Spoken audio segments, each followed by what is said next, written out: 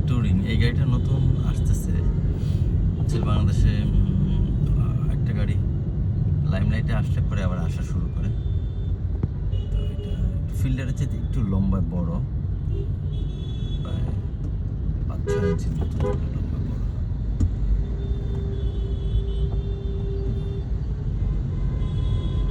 এর মধ্যে বেশ কতগুলো ফিচার পাওয়া যায়।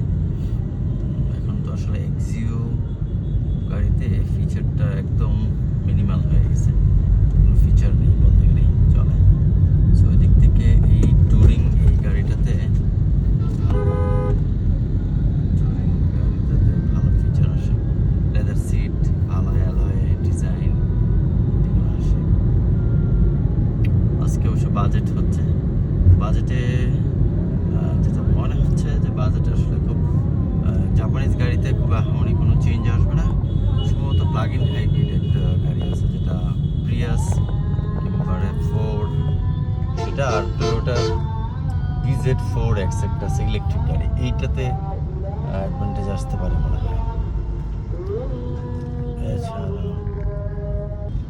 এছাড়া চাইনিজ ব্র্যান্ড নিউ যেগুলো আছে সেইগুলোতে হয়তো আসার পসিবিলিটি আছে। চাইনিজ ব্র্যান্ড নিউ গাড়িগুলোর জন্যই মনে হয় অপরচুনিটি ভালো আসবে। বাজেট এখনও ঘোষণা হচ্ছে, 3টা থেকে ঘোষণা হওয়ার কথা, এখন 4:48 সামথিং বাজতেছে। তো আর কি জাপানিজ গাড়ি আমরা হয়তো এখন চাইনিজ ইলেকট্রিক গাড়িগুলো মার্কেটে একটা যেসব ইলেকট্রিক গাড়ি যেমন BYD-র গাড়িগুলো অবশ্য আমরা BYD-র গাড়ি দিতে পারি। যারা আমাদের কাছ থেকে নিতে চান আমরা বাসায় টেস্ট ড্রাইভ ফেসিলিটি দিতে পারবো, আমাদের একটা অ্যাফিলিয়েশন আছে। আচ্ছা, এনিওয়ে, তো যে বিষয়টা হচ্ছে চাইনিজ, সামনে কোনো একটা অ্যাক্সিডেন্ট হয়েছে মনে হচ্ছে। আচ্ছা, তো ওই চাইনিজ গাড়িগুলো, হ্যাঁ, যেগুলো ব্র্যান্ড নিউ ইলেকট্রিক, এই গাড়িগুলো একটু অ্যাডভান্টেজ পাবে। যেমন BYD-র মনে হয় একটা মডেল ছিল Atto 3, এটার প্রাইস সম্ভবত 48 লাখের মতো ছিল। তো এইটা সম্ভবত এখন প্রায় ভালো একটা অ্যাডভান্টেজে চলে আসবে সম্ভবত। এরা মানে বিলো 40-তে চলে আসতে পারে আমার যত মনে হলো আর কি। তো অ্যাকুরেট ইনফরমেশনগুলো আমি দেখি একটা ভিডিও দিয়ে চেষ্টা করব, তো কিছু ইনফরমেশন শেয়ার করার জন্য কী রকম চেঞ্জেসগুলো আসতেছে। বাট জাপানিজ ট্র্যাডিশনাল যে হাইব্রিড গাড়িগুলো, এগুলোতে কোনো চেঞ্জেসের দেখতেছি না আমি। আর হচ্ছে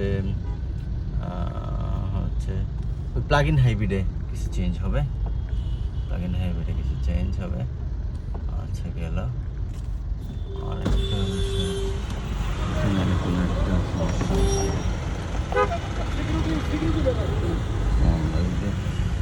পুরো ইয়ে হয়ে গেছে,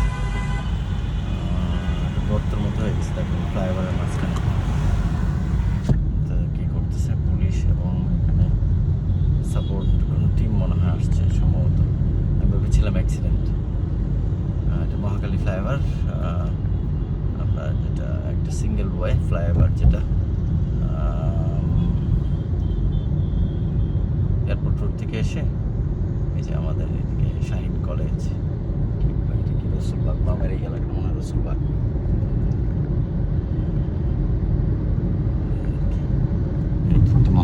মহাখালী DHS-এর পাশে।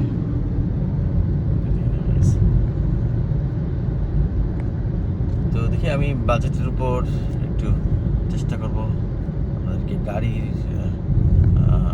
যে ডিউটি স্ট্রাকচারের একটা কম্প্রিহেন্সিভ একটা আইডিয়া দেওয়ার জন্য। এটা অনেক ব্যাপক বিষয়, হয়তো কোনো ভুল ত্রুটি অনেক সময় হয়ে যায়, আমাদের থাকতে পারে। চেষ্টা করবো যেন ত্রুটি ছাড়া আপনাদেরকে ইনফরমেশনগুলো দিতে পারি। আসসালামু আলাইকুম।